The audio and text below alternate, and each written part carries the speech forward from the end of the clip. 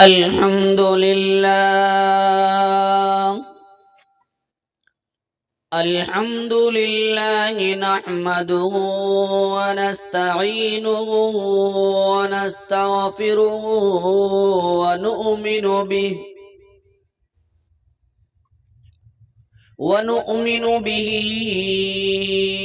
ونتوكل عليه ونعوذ بالله من شرور أنفسنا ومن سيئات أعمالنا من يهده الله فلا مضل له ومن يضلله فلا هادي له ونشهد أن لا إله إلا الله وحده لا شريك له ونشهد أن سيدنا وحبيبنا وسندنا ونبينا ومولانا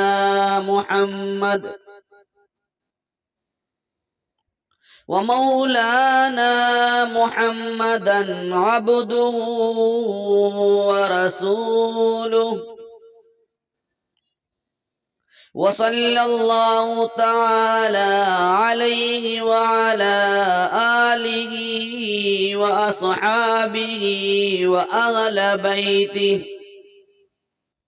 وأهل بيته وأزواجه وذرياته أجمعين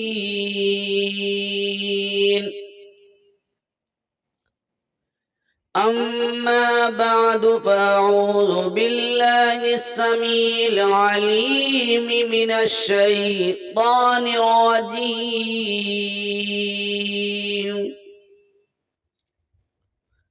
بسم الله الرحمن الرحيم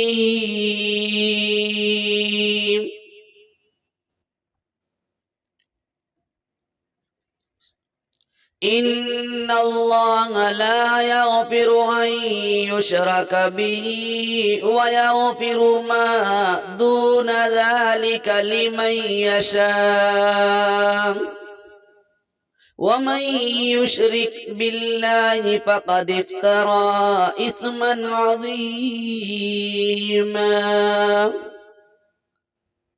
صدق الله العظيم ومولانا العظام الكريم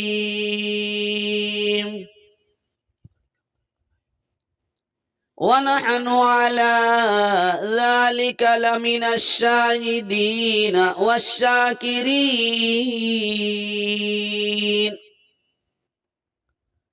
والحمد لله رب العالمین۔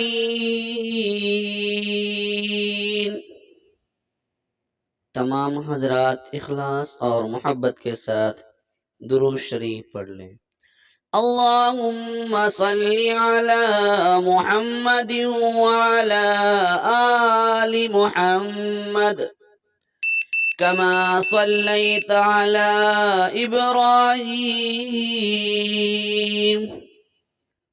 وعلى آل إبراهيم إنك حميد مجيد اللهم بارك على محمد وعلى آل محمد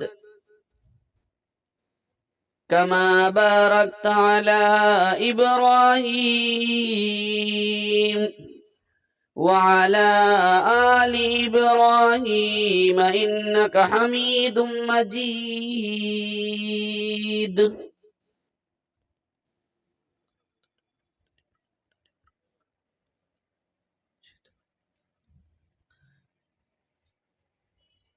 میرے محترم بزرگوں اور عزیز ساتھیوں، میں نے آپ حضرات کے سامنے قرآن پاک پارہ نمبر 5 سورہ نساء پارے کی رکوع نمبر 15 کی پہلی آیت اور سورہ نساء کی آیت نمبر 116 کی تلاوت فرمائیں۔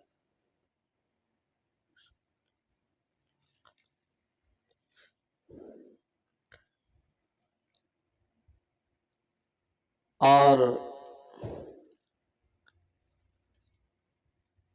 بلکہ یہ آیت کریمہ پارہ نمبر 5 کی رکوع نمبر 4 کی آیت ہے اور یہ آیت نمبر سورہ نساء کی 48 ہے۔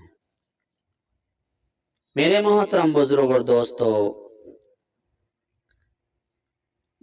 یہ آیت نمبر 48 اور آیت نمبر 116 یہ دونوں اسی صورت کی آیت ہیں۔ دونوں آیتوں کے اندر اللہ رب العالمین نے شرک سے روکا ہے اور شرک کی غلاظت کو بیان کیا ہے، یعنی شرک کتنا عظیم گناہ ہے، شرک کتنی بری وبا اور بیماری ہے، اس سے ہم کو سمجھنا چاہیے اور اس سے ہم کو یہ سبق لینا چاہیے کہ جس چیز کی برائی اور قباحت اللہ رب العالمین کے نزدیک اتنی ہو کہ جس کے بخشش اور مغفرت سے اللہ رب العالمین نے انکار کر دیا۔ میرے محترم بزرگ اور دوستو،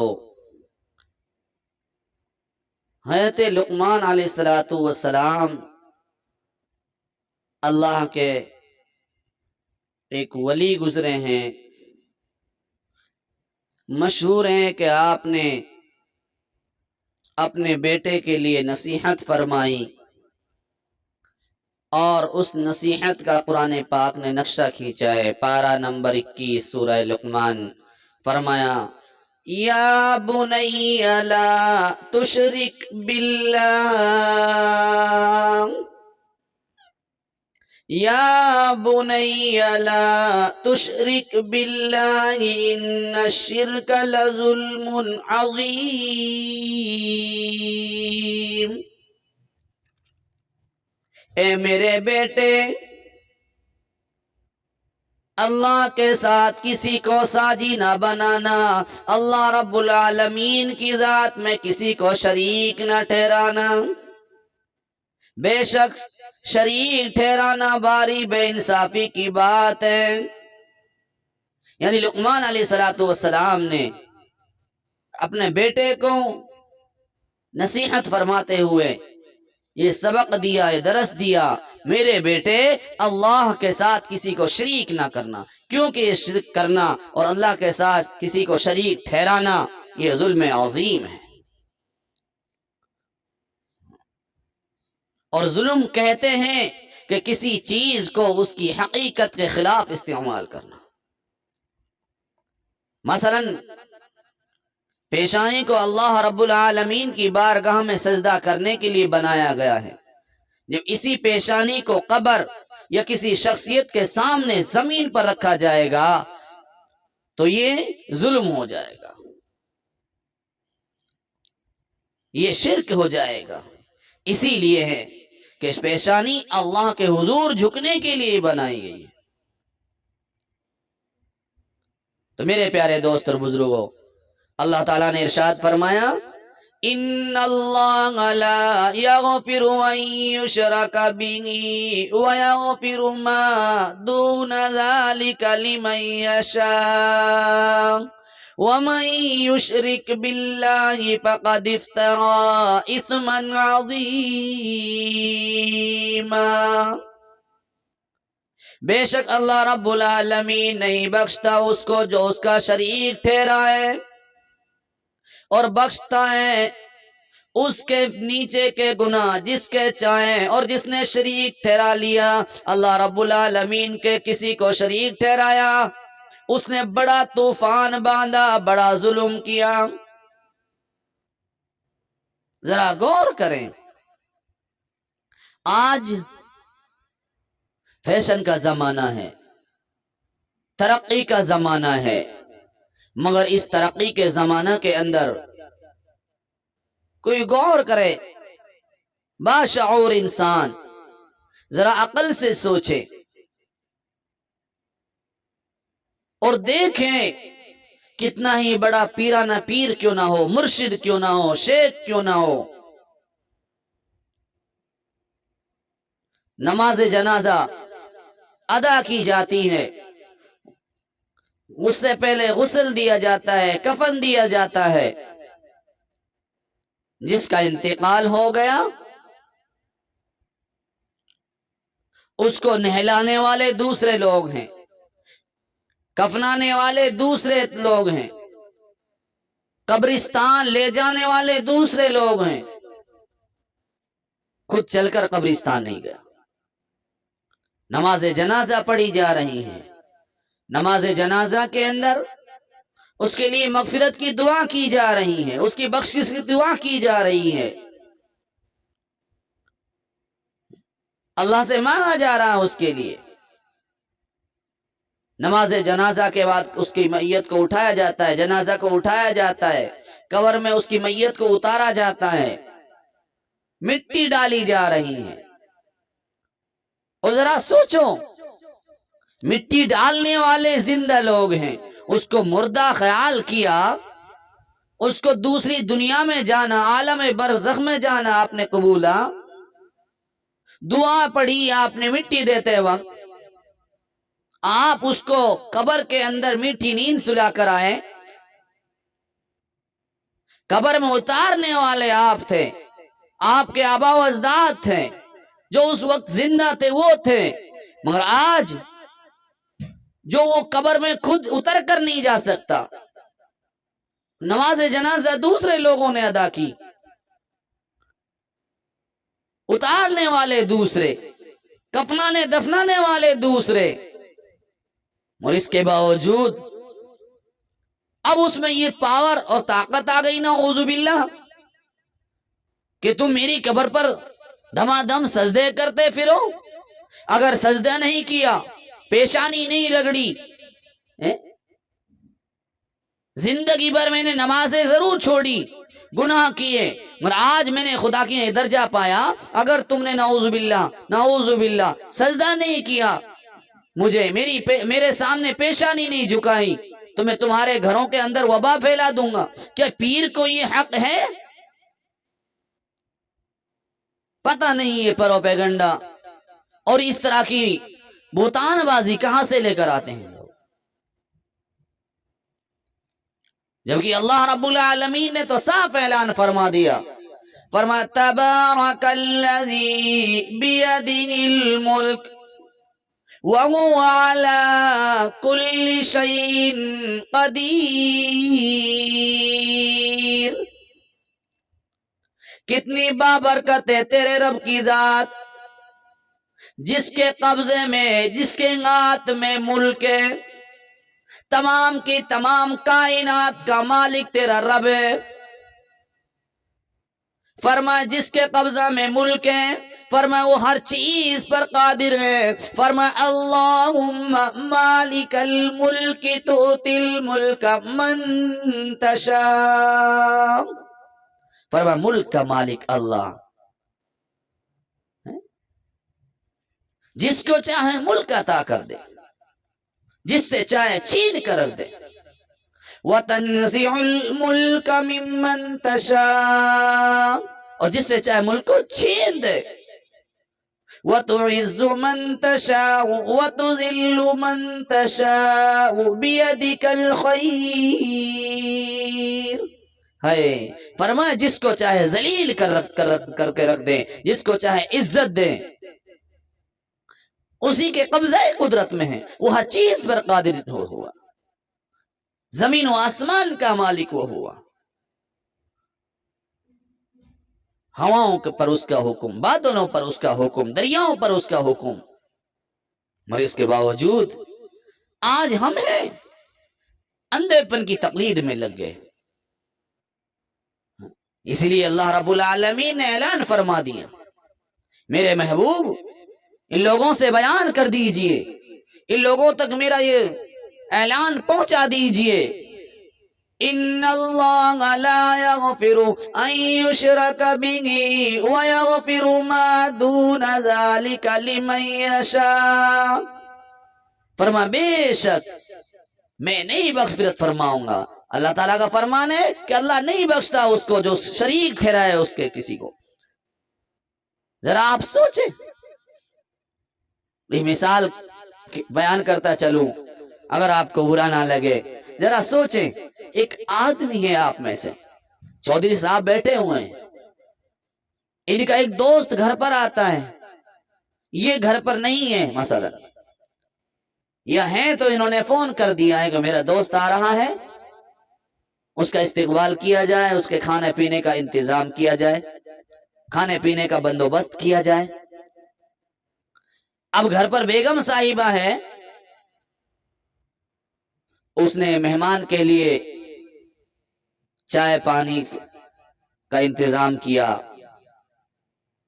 آرام گاہ کے لیے آفس کا کمرہ، آفس کو کھول دیا،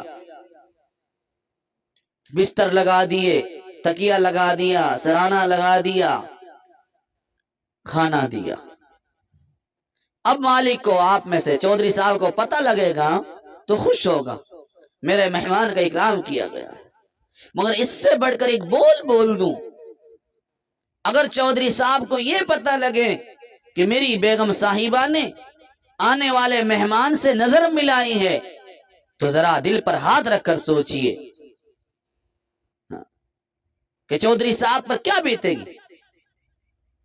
آپ برا نہ مانے، ایک منٹ سوچ کر دیکھیں، خیال آئے گا میری بیگم صاحبہ نظر غیر سے ملائے، یہ برداشت سے باہر ہے، یہ برداشت نہیں کر سکتا۔ تو میرے پیارے دوست اور بزرگوں، میرا رب بھی جو مالک کائنات جو ہوا، وہ بھی اس کو برداشت نہیں کرتا کہ بندہ میرا ہو، دینے والا میں، کھلانے والا میں، پلانے والا میں، زمین و آسمان کا مالک میں، اور سجدے غیروں کے لیے، جو خود نہ اپنا غسل کر سکا، نہ جس نے اپنے کفن کے کپڑے پہنے، نہ اپنی نماز جنازہ، وقت کا عالم ضرور تھا مگر جنازے کی نماز دوسرے نے پڑھائی، قبر میں دوسروں نے اتارا، اب قبر کے نیچے چلا گیا، لاکھوں من مٹی کے نیچے چلا گیا۔ یہ کس نے تم کو شعور دیا، کس نے تم کو سمجھ دی کہ دھما دھم سجدے ہو رہے ہیں؟ کیا آواز اذان کی تمہارے کانوں میں نہیں پڑتی؟ اذان کی پکار تمہارے کانوں میں نہیں آتی؟ ذرا سوچیں۔ اس لیے یاد رکھو، انسان کو اللہ رب العالمین نے اشرف المخلوقات بنایا ہے۔